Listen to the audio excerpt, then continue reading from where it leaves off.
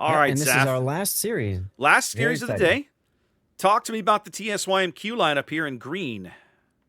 Yeah, China's #1 team currently in 4th place in Group 4. On Hotspot, we've got a Cassard with Abanyu, a Daring with a bit of a torpedo in slot 6. Interesting. That is unusual. Prince Van Aranye, with all the usual stuffs. Hao Lu with the unique upgrade. Another Prince Van Aranye. Petra We've Pavlovsky gone unique upgrade. full Dutch on this team, my friend. We have indeed. Yes, that's three Dutch airstrikes. 3 Dutch cruisers. Somebody's getting bombed. And then, yeah. And then finally the Salem. You think that they're going to try to hold or fight really hard for C, huh? Maybe. I'll be curious to see how they deploy those particular ships. In red, BONKZ bringing a 4 destroyer lineup, highly valuing their mobility here. Let's start off with, on the left, this is Battleship Nakato's Attilio Regolo, going for some range and gun reload. He is flanked by Dyer in a same boat, similar build, not identical, but very close. King Viper and a Marceau, one of the more expensive ships in this particular lineup. No, I'm sorry, that's only 16 points. Z42, Optical X, going to make his play up for C. Double cruiser, that's Svea Disquarius over here, headed towards the 10 line. And 1-for-1s, Henri Quatre, headed towards the middle of the map. And then their lone battleship, the lone battleship in the entire map, Zath. Kermit Seppuku in this bungo with that beautiful pinata camo that looks like somebody threw up all over the ship. Yeah, it does, doesn't it? Good times. Now, what I think, are they playing the Regulo Marceau as like a wolf pack? It looks like maybe kind of yes. Oh, absolutely, yes. The Regulos plus Marceau are really good at just wrecking face, whatever they discover. They don't have the greatest of concealment, though. No, they don't. So 7.0 kilometer being the sneakiest of boats. These destroyers are not, I mean, the Z is fairly stealthy, but certainly the Regulo and everything are not. Now, what's fun is that these Howden Lu bombs know exactly where to look for optical, and he maybe made a bit of a mistake there. He kind of got stuck. He might have been able to avoid those bombs. As it was, he still does avoid them. They don't even That's get okay, they have more. Yeah, I was going to say, they don't even get like a pity reset there. He's going to bag that cap quickly, and he's like, nope, I am not sitting here to get bombed all day. That is not going to happen. Well, plus you've got the Petro coming in, too. So now, they obviously caught a look at the Marceau earlier. He's down some health, Zach. Yep. That was due to the Petro's radar. What is happening? They can see the Marceau They're again. charging A. Why would you do this soon in the match? You don't even know where anybody is yet. Oh, Madre de Dios. For the memes? I mean, this feels such a strange strat to me. You're like, wait a minute. These guys are #1 of their group? They're barely, well, BONKZ isn't, right? But they're #1. Oh, in their group. They've barely gotten any damage on that Daring for all of that effort. Yeah. It does feel odd. Very aggressive early play there. Optical taking a torpedo. That feels bad. Took a torpedo from what? The Cassard. He took a Cassard torpedo at the bottom end of the cap. And now he's sitting in there while he's getting pushed by the Petro, and he's flooding. This feels terrible. Optical is flooding? Yes. His DCP's available. Why isn't he DCPing it? Maybe he disconnected. That's all I can think of. It's possible. I bet he disconnected. He's lit now. And he's just sitting. Yeah, this has to be a disconnected. Yep. Optical seems to have disconnected. Very sad. He's going out right here. He'll be dead. He won't live. Yep. Larry, so you know what? The bombs are going to get him. Nope. Petro's going to get him. Unfortunate. Sad to see, but does happen on occasion in these events. Yeah. Petro radar up. And for those of you guys who don't know, we are playing on the NA server as well, by the way. You know, I hadn't even thought about that, but we are, aren't we? That doesn't normally happen. We've been playing on EU for these events for a while. Big long-range hits on King Viper's Marceau, Oh. down to 360 HP. Wow.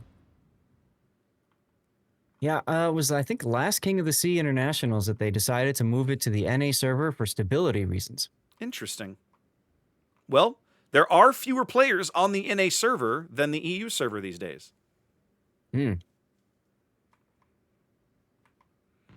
Chat asking if we're starting this god-awful early tomorrow. The answer is, unfortunately, yes. Unfortunately, yes.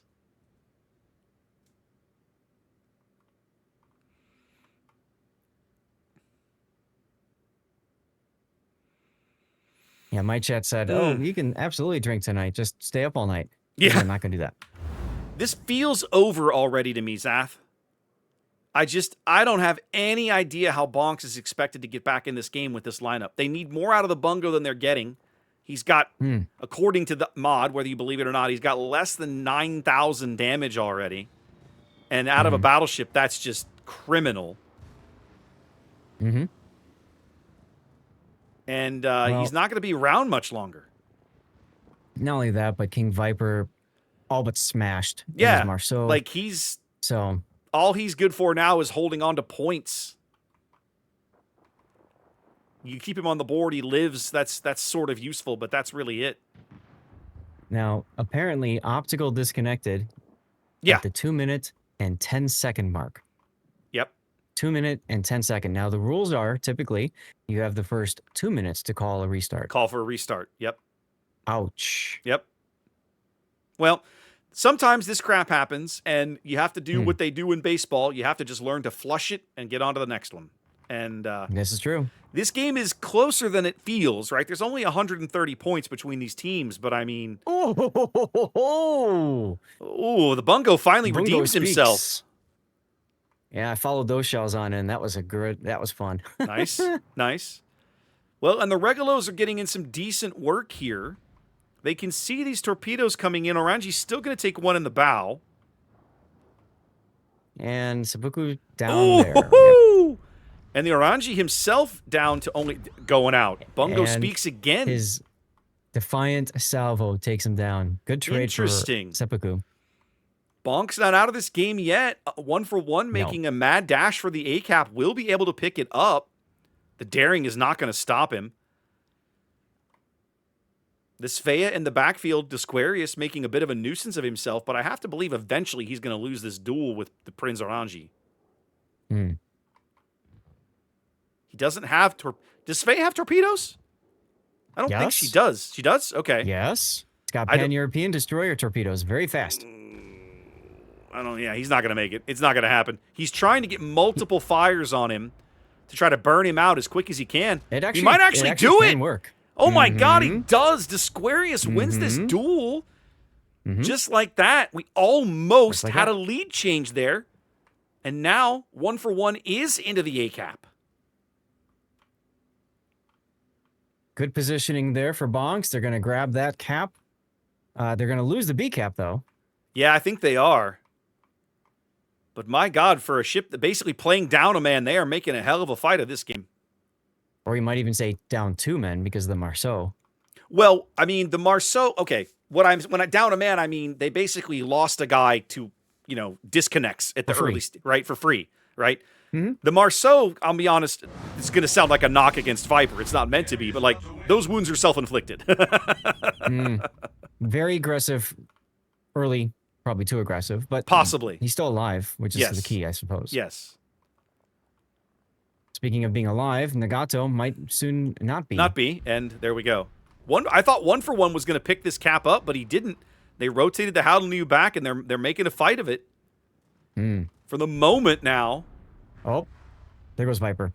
TS owns all the caps, and now I think it's finally going to get away from BONKZ here. Finally. Yeah, that's going to be the nail in the coffin. But man, did they make a good try of it, a good push. They got back to almost parity there.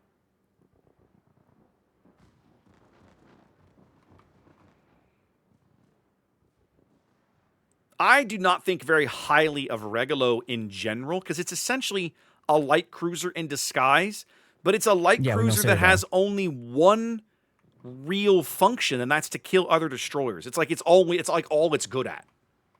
Mm-hmm.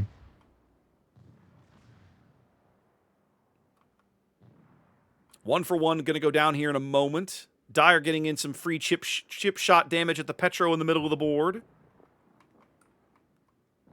Let's see if one for one can make it to his next heal. My money says he doesn't. So 5 seconds. Bombs dropping now. That should kill him. And it does. And he gets Dutch ovened. Yep. Well, we're going to game 2. Because game 1 is done. This is over. Yeah. When I was looking at the schedule a couple days ago, I went through and I'm like, oh, this one's gonna be good because we've covered TSYMQ several times. Oh yeah, they're a great team to watch. This might be one of the few times I've seen them not field a Delny. More than any other team we've ever covered, they love Delny. Mm-hmm. Mm-hmm.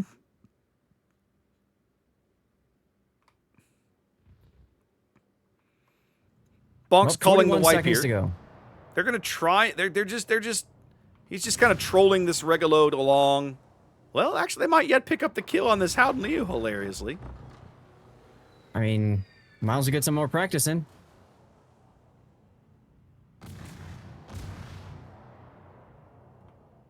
Wenro burning and healing and taking SAP. 10 seconds and his left. DCP is available. He's just not using it? Okay. Yep. 5 seconds, and that'll be all over. There we go. Ta-da! Ta-da! All right, we'll have to see if... Oop, I just realized that I had chosen the wrong team. There we go. Okay, fixed now. There's TSY and TSYMQ, and I chose the wrong one off the drop-down, so easy fix. Oh, yeah. Fixed now, at least, anyway.